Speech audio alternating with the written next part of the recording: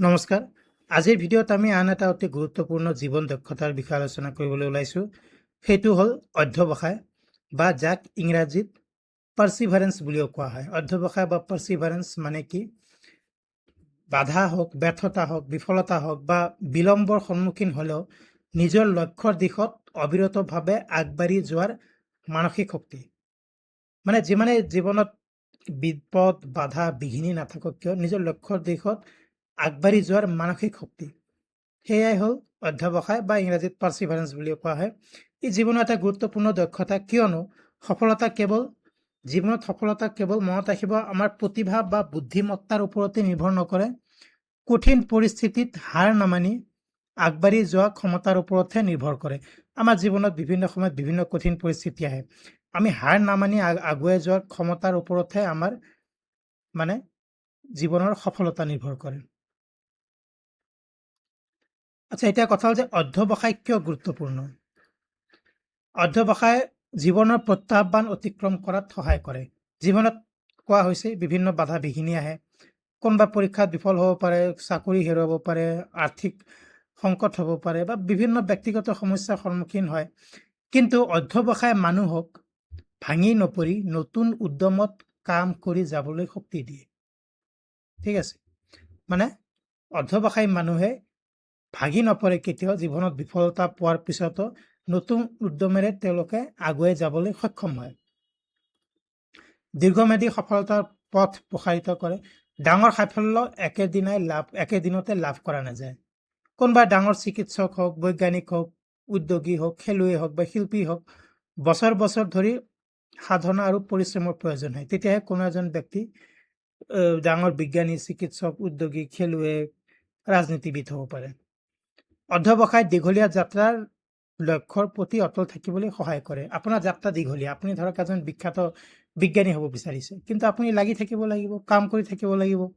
জীৱনত যিমানে বাধা বিঘিনি নাহক কিয় আপুনি নিজৰ লক্ষ্যত অটল থাকি কাম কৰি যাবই লাগিব। মানসিক দৃঢ়তা গঢ়ি তোলে। প্ৰত্যেকটো বাধা অতিক্ৰম কৰাৰ লগে লগে মানুহ অধিক দৃঢ় আৰু আত্মবিশ্বাসী হৈ উঠে। অধ্যৱসায় মানসিক চাপ, হতাশা আৰু অনিশ্চয়তাক সাহসেৰে মোকাবিলা কৰিবলৈ শিকায়। ঠিক আছে, জীৱনত যিমানেই বাধা অতিক্ৰম কৰিব, আগুৱাই যোৱাৰ প্ৰচেষ্টা কৰিব, সিমানে আপুনি দৃঢ় আৰু আত্মবিশ্বাসী হৈ উঠিব। মানসিক চাপ, হতাশা আৰু অনিশ্চয়তাক যদি আপুনি জীৱনত হৰুৱাব বিচাৰে, তেনেহ'লে আপুনি অধ্যৱসায় হ'বই লাগিব।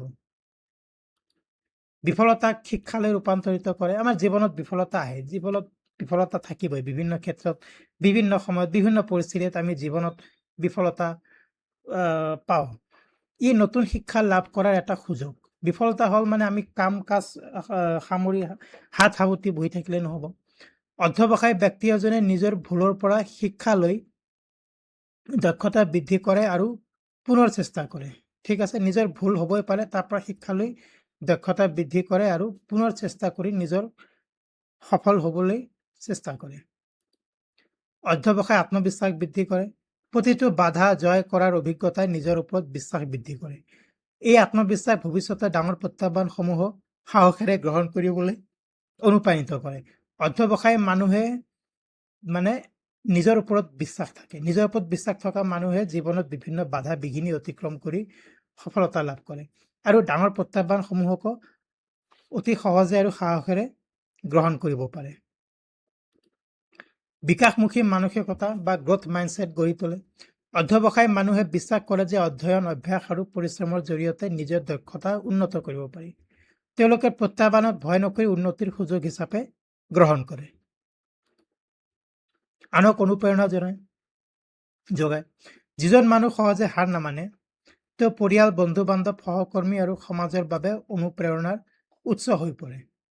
ঠিক আছে, হাৰ নমনা কোনো ব্যক্তি যদি আছে, তেওঁক দেখিলে আপুনি কি বুজিব পাৰে? যে তেওঁ আমাৰ এটা অনুপ্ৰেৰণাৰ উৎস হৈ পৰে, যে তেওঁ যদি হাৰ নমনাকৈ নিজৰ কাম কৰি গৈছে, আমি কিয় নোৱাৰিম? আৰু সেইজন মানুহৰ পৰিয়াল, বন্ধু বান্ধৱ, সহকৰ্মী আদিও তেনেধৰণৰ অনুপ্ৰেৰণা পায় সহজে হাৰ নমনা মানুহৰ পৰা। অধ্যৱসায় সাহস, দৃঢ়তা আৰু আশাবাদৰ এক উজ্জ্বল দৃষ্টান্ত স্থাপন কৰে। ঠিক আছে, এতিয়া প্ৰশ্ন হ'ল যে অধ্যৱসায় কেনেকৈ গঢ়ি তুলিব? প্ৰথম কথা, স্পষ্ট আৰু বাস্তৱসন্মত লক্ষ্য থাকিব লাগিব আমাৰ। ডাঙৰ কামক সৰু সৰু ভাগত ভাগ কৰিব লাগিব। ভুলৰ পৰা শিক্ষা ল'ব লাগিব, ভুলক কেতিয়াও ভয় কৰিব নালাগে। নিজৰ দীৰ্ঘম্যাদী লক্ষ্যৰ ওপৰত মনোনিৱেশ কৰিব লাগিব। সৰু সৰু সফলতাবোৰ উদযাপন কৰিব লাগিব। বিপদৰ সময়ত ইতিবাচক মনোভাৱ বজাই ৰাখিব লাগিব। নিয়মীয়া অভ্যাস আৰু আত্মশৃংখলা গঢ়ি তুলিব লাগিব। প্ৰয়োজন হ'লে শিক্ষক, পৰিয়াল বা বন্ধু-বান্ধৱৰ পৰা সহায় আৰু পৰামৰ্শ লওক। এইখিনিতে আপোনালোকে ভিডিঅ' পজ কৰি এইখিনি বস্তু আপোনালোকে নোট কৰি ল'ব পাৰে যে আমি অধ্যৱসায় কেনেকৈ গঢ়ি তুলিব পাৰোঁ। কনক্লুজন বা উপসংহাৰ, অধ্যৱসায় মানে কেতিয়াও ব্যৰ্থ নোহোৱা নহয়, বৰঞ্চ ব্যৰ্থতাৰ পিছতো কেতিয়াও হাৰ নামানি পুনৰ চেষ্টা কৰি যোৱা, সেয়াই হ'ল অধ্যৱসায়। এই গুণে বাধাক সুযোগলৈ আৰু সপোনক বাস্তৱলৈ আৰু সাধাৰণ মানুহক অসাধাৰণ ব্যক্তিত্বলৈ ৰূপান্তৰিত কৰে। সেয়েহে অধ্যৱসায় জীৱনৰ এক মৌলিক দক্ষতা হিচাপে গঢ়ি তোলা প্ৰত্যেকৰ বাবে প্ৰয়োজনীয়। অধ্যৱসায় আমাৰ কাৰণে কি কাৰণে গুৰুত্বপূৰ্ণ আমাৰ জীৱনত সেয়া আমি আলোচনা কৰিলোঁ। গতিকে বন্ধুসকল, এইখিনি কথা আছিল অধ্যৱসায় কি, আমাৰ জীৱনৰ কাৰণে কি ইমান গুৰুত্বপূৰ্ণ, কেনেকৈ ই আমাৰ জীৱনৰ এটা গুৰুত্বপূৰ্ণ জীৱন দক্ষতা, সেইখিনি কথা আলোচনা কৰা হ'ল। যদি ভিডিঅ'টো ভাল পাইছে প্লিজ লাইক কৰক, শ্বেয়াৰ কৰক। চেনেলটো যদি ছাবস্ক্ৰাইব কৰা নাই প্লিজ ছাবস্ক্ৰাইব কৰক। এনেধৰণৰ এটা গুৰুত্বপূৰ্ণ ভিডিঅ'ত অতি সোনকালে লগ পাম। ধন্যবাদ।